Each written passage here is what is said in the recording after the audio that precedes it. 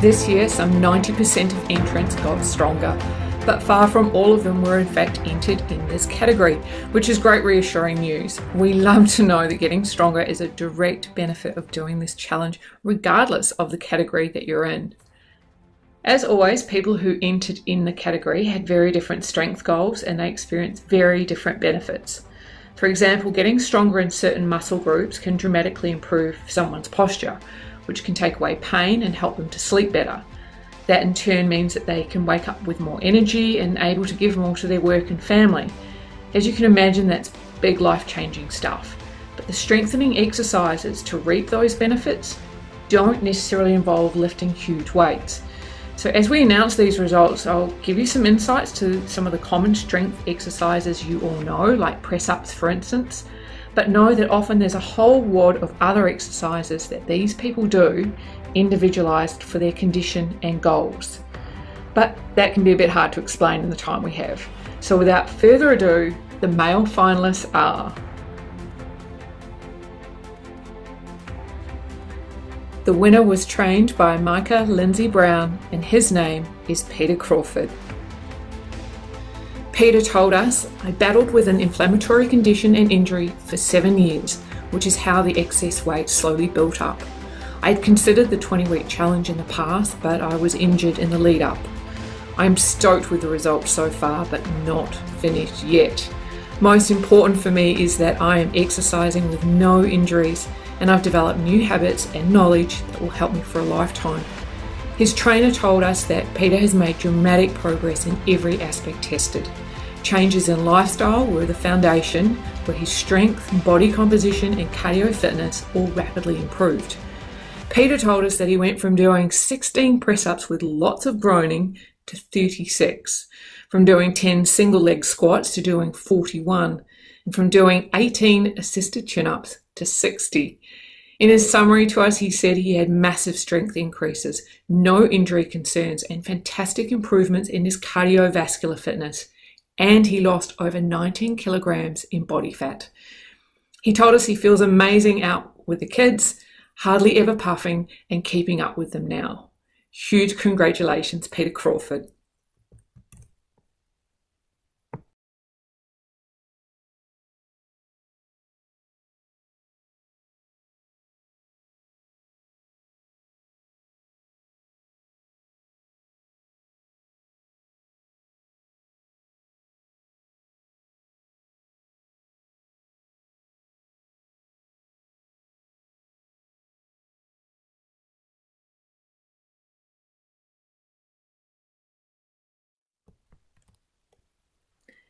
This year was the first year I read so many comments by females who were just so stoked with how much they unexpectedly enjoyed this category, inclusive of this year's winner, who told us that she loved the strength category. She said it really empowered me to better myself and to push to be better. It helped heal my lower back where I no longer have any pain or niggles, strengthening my glutes and just everything. It has helped my body in more ways than I would have thought. I'm so happy that I took on strength and will keep going with it. The winner deadlifted almost 40 kilograms more on her retest, going from 80 kilograms to 117.5 kilograms. She went from squatting with 60 kilograms to squatting with 110 kilograms. From leg pressing 160 kilograms to leg pressing 230 kilograms. In her strength endurance test, she went from doing a wall sit for just under 2 minutes to 5 minutes 30 seconds. Her push-ups went from 31 on her knees to 36 full ones on her toes. She is now shoulder pressing 100 pounds. She can do 76 ab crunches in a row and a speedy 64 body weight squats in a minute. The winner was a finalist in both the abdominal and lower body categories in last year's challenge. Her trainer is Chantal Lindsay and her name is Susan Goodwin.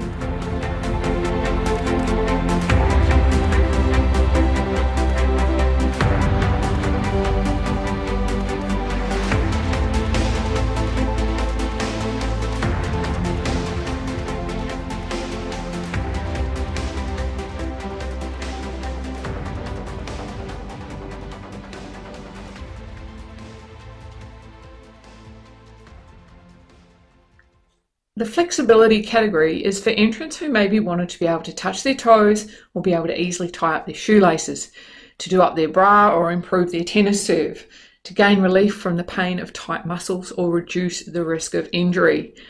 Tightness in one area of the body can affect tightness in another.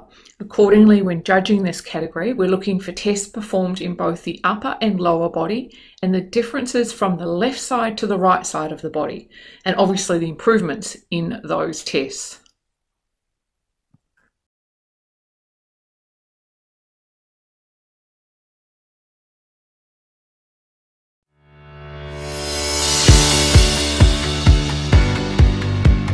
The winner of the female flexibility category for 2018 was trained by Chantal Lindsay, and her name is Nikki Livingston.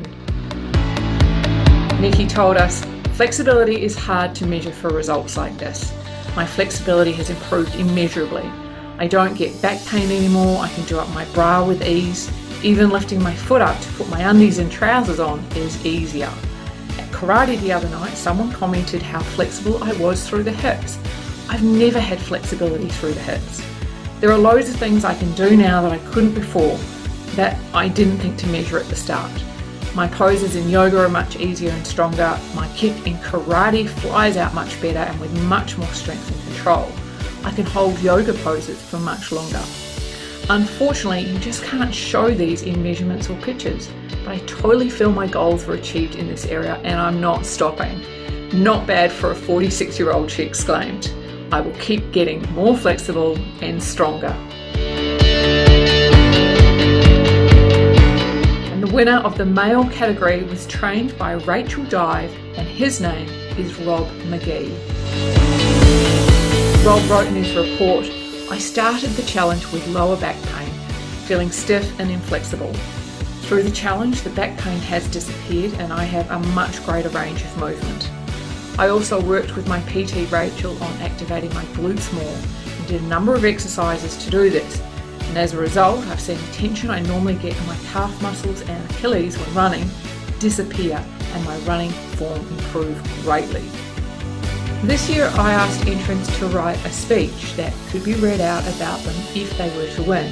And this is what Rob wrote about himself for us to read.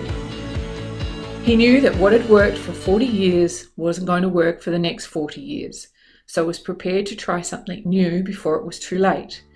Normally very much a self-starter, he took a leap of faith to be led by a personal trainer and try new exercises and training approaches, which has led to positive changes in his lifestyle and body, making him feel 10 years younger. Congratulations, Rob.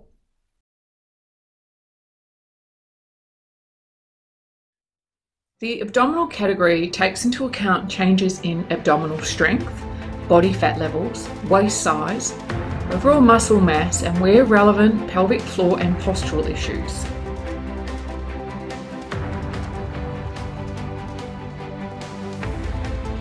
This year, our male winner tripled how long he could do an abdominal prone hold for. By the end of the challenge, he was nailing out an impressive 54 push-ups up from his starting point of 34.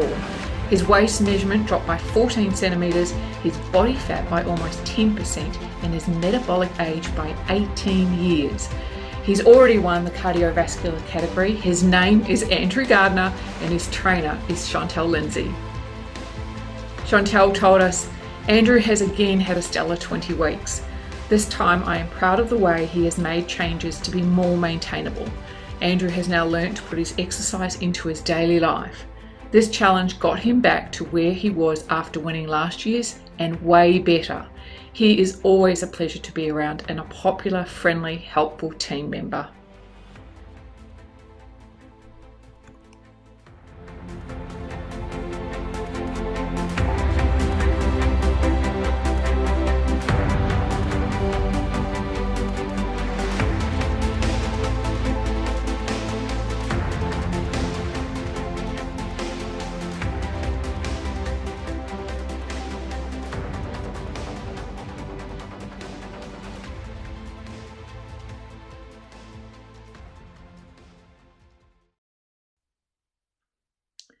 The female winner went from doing a plank for 77 seconds to doing one for 5 minutes.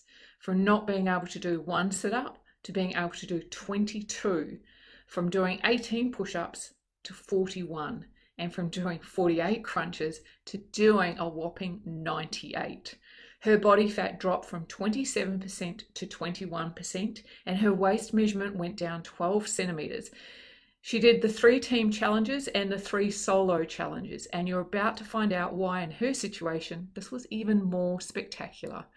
Her trainer's name is Chantal Lindsay, and her name is Megan Brass.